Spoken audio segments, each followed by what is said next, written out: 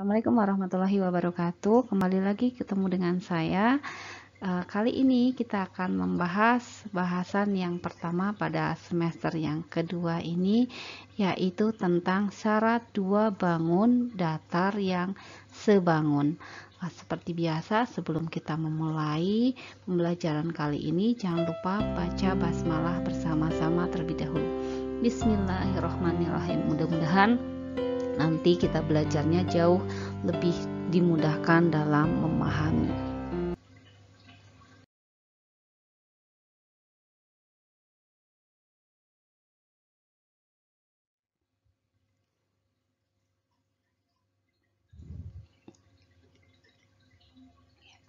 Coba perhatikan gambar berikut. Bu Guru di sini mempunyai 3 buah foto.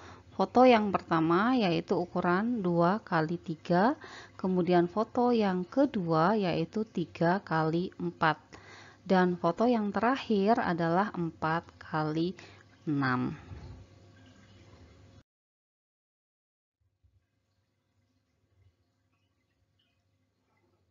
Tiga foto itu kemudian saya gambarkan di dalam kertas berpetak ya. Dengan yang pertama ini sebagai 2 kali 3, yaitu menyerupai sebuah persegi panjang ABCD. Kemudian foto yang kedua dengan ukuran 3 kali 4, yaitu persegi panjang EFGH. Dan persegi panjang yang terakhir adalah yang mewakili foto terakhir, yaitu nomor 3 IJKL. Dari gambar di samping, selidiki yang pertama, apakah bangun 1 dan 2 sebangun? Jelaskan. Kemudian yang kedua, apakah foto 1 dan 3 sebangun? Jelaskan.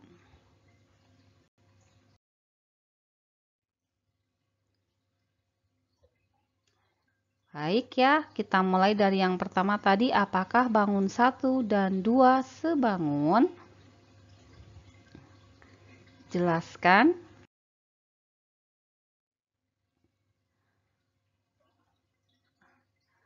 Untuk mengetahui apakah bangun itu sebangun atau tidak, ada 2 langkah yang harus kita lakukan. Yang pertama yaitu kita lihat dulu perbandingan sisi yang seletak atau bersesuaian.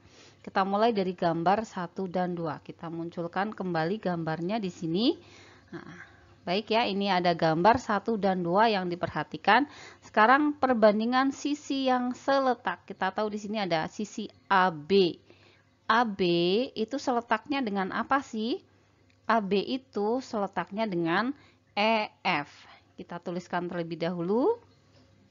AB seletak dengan EF. Sehingga perbandingannya sama dengan AB per EF. Yaitu sama dengan AB-nya berapa ini? 2 ya. EF-nya 3. Kita tuliskan 2 per 3. Kemudian yang kedua, yaitu BC, sisi BC ini seletaknya dengan apa? Seletak itu seposisi lah, atau bersesuaian ya, yaitu dengan FG. Kita tuliskan dulu BC dengan FG. Sehingga perbandingannya kita tulis BC banding FG sama dengan 3 banding 4. Selanjutnya yaitu CD banding GH. Ini ya, karena ini yang seletak. Kita tuliskan dulu yang seletak, yaitu CD seletak dengan GH. Sehingga perbandingannya sama dengan CD per GH, yaitu 2 per 3. Dan yang terakhir nanti ada AD atau DA ya, sama saja banding dengan EH. Tuliskan dulu AD seletak dengan EH sama dengan AD per EH, yaitu 3 per 4. Kemudian sekarang kita simpulkan. Kita lihat yang pertama ini ada 2 per 3. Yang kedua 3 per 4. Yang ketiga 2 per 3. Yang terakhir 3 per 4. Padahal ini semuanya sudah dalam bentuk yang paling sederhana. Sehingga kesimpulannya adalah bahwa perbandingan sisi yang seletak tidak sama atau tidak sebanding. Ini untuk perbandingan sisi yang seletak. Selanjutnya, yaitu besar sudut yang seletak. Kita munculkan kembali gambarnya di sini ya. Mana sih sudut yang seletak? Kita lihat dulu ini pada gambar yang pertama, sudut A ini ya, yang saya kasih tanda merah ini. Sudut A ini seletaknya dengan apa pada gambar kedua? A itu dengan E.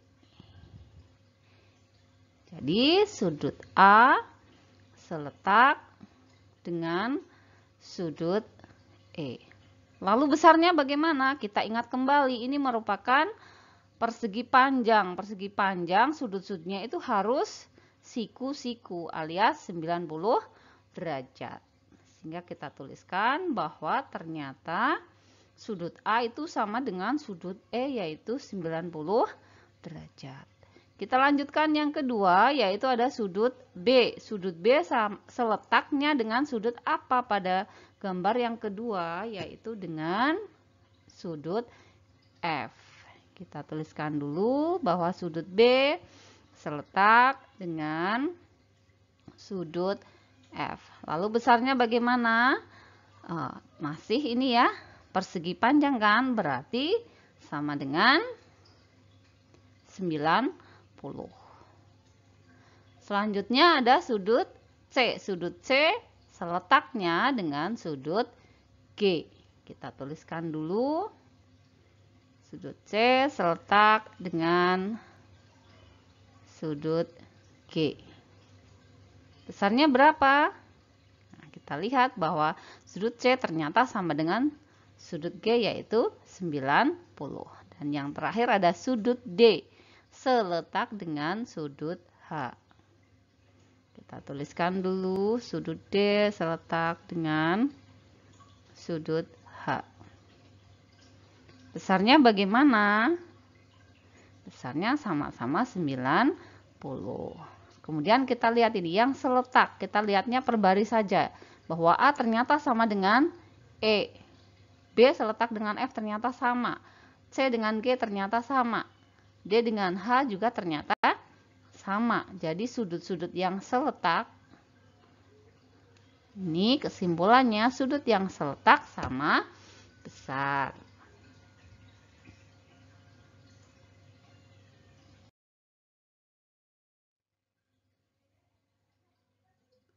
Sehingga dari bangun 1 dan 2 diperoleh bahwa perbandingan sisi yang seletak tidak sama atau tidak sebanding. Yang kedua, sudut yang seletak sama besar. Karena syaratnya hanya dipenuhi oleh syarat yang kedua, sedangkan syarat yang pertama tidak, kesimpulannya adalah jadi bangun 1 dan 2 tidak sebangun.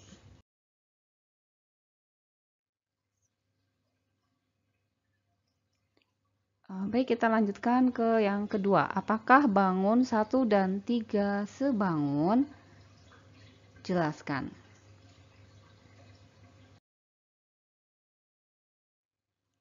Baik, kita ulangi langkah yang tadi, yaitu kita lihat dari perbandingan sisi yang seletak atau yang bersesuaian pada gambar 1 dan 3. Saya munculkan kembali gambarnya. Sekarang diperhatikan gambar 1 dan gambar yang ketiga. Kita mulai dari perbandingan sisi yang seletak. Kita cari dulu sisi yang seletak yaitu AB pada gambar pertama ini. Seletaknya dengan IJ.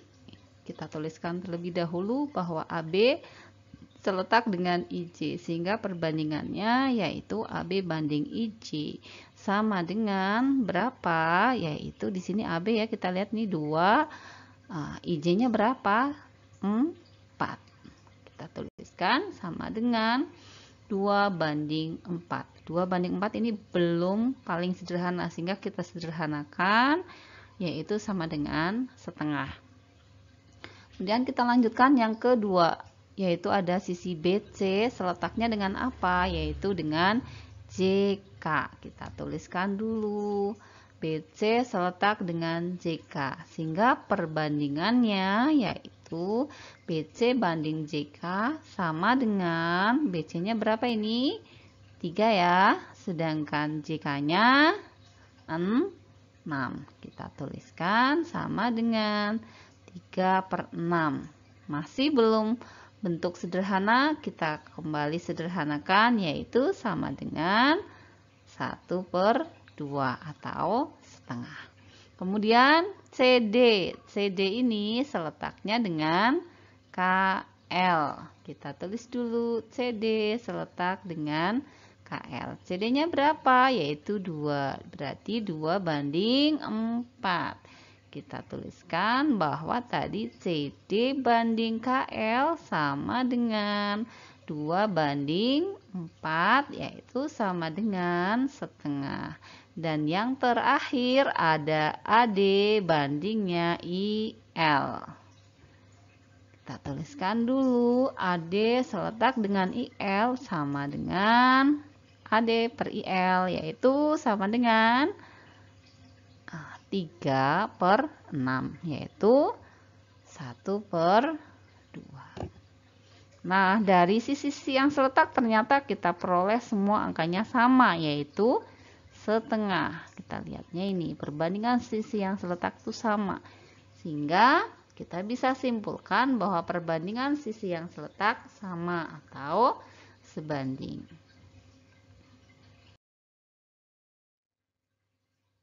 Kita lanjutkan langkah yang kedua, yaitu kita lihat dari besar sudut yang seletak. Saya munculkan kembali gambarnya, yaitu gambar 1 dan 3. Nah, di sini ada sudut A ya, seletaknya dengan sudut I. Kita tuliskan dulu A seletak dengan I, dengan sudut I. Kemudian besarnya berapa? Kita lihat kembali bahwa sudut A ini sama ya, yaitu siku-siku, karena ini merupakan sebuah persegi panjang. I-nya juga sama, siku-siku, yaitu sebesar 90 derajat. Sehingga bisa dituliskan bahwa sudut A ternyata sama dengan sudut I, yaitu 90 derajat. Kita lanjutkan sudut B. Sudut B seletak dengan sudut apa? Yaitu dengan sudut C. Kita tuliskan terlebih dahulu sudut B seletak dengan sudut C. Besarnya bagaimana? Masih sama ya. Karena itu merupakan sudut siku-siku, yaitu 90 derajat. Kemudian sudut C. Sudut C dengan sudut K. Sudut C seletak dengan sudut K. Besarnya bagaimana? Masih tetap 90 derajat. Dan yang terakhir ada sudut D sama dengan sudut L, atau seletak dengan sudut L maksudnya. Nah, kemudian besarnya bagaimana? Kita tuliskan ternyata sudut D sama dengan sudut L, yaitu 90 derajat. Nah, sekarang kita lihat ini yang seletak saja. A seletak dengan I ternyata sama. B seletak dengan J ternyata sama. C seletak dengan K ternyata juga sama. D seletak dengan L dan sama, yaitu 90. Sehingga kesimpulannya sudut yang seletak sama besar.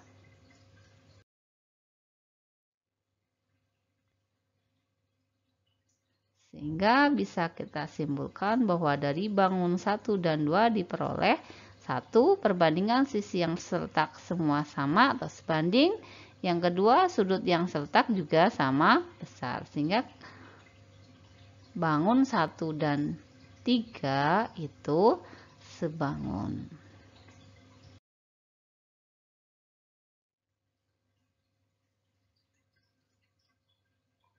Jadi, syarat kesebangunan, apa yang bisa kita simpulkan di sini? Apa sih syarat dua bangun itu dikatakan sebangun? Ada berapa syarat tadi ya? Syarat dua bangun dikatakan sebangun ada 2, yaitu yang pertama apabila perbandingan sisi yang seletak semuanya sama atau sebanding. Dan yang kedua, yaitu sudut yang seletak sama besar. Ini merupakan syarat dua bangun datar dikatakan sebangun.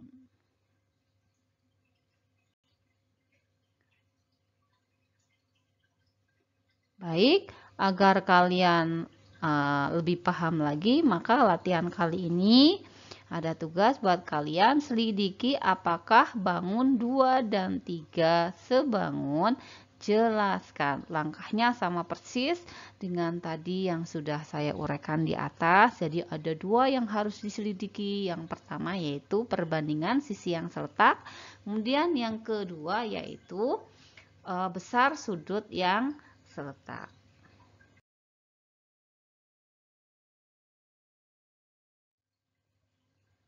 Nah, alhamdulillah sampai di sini dulu untuk pertemuan kali ini. Mudah-mudahan bisa dipahami dengan baik.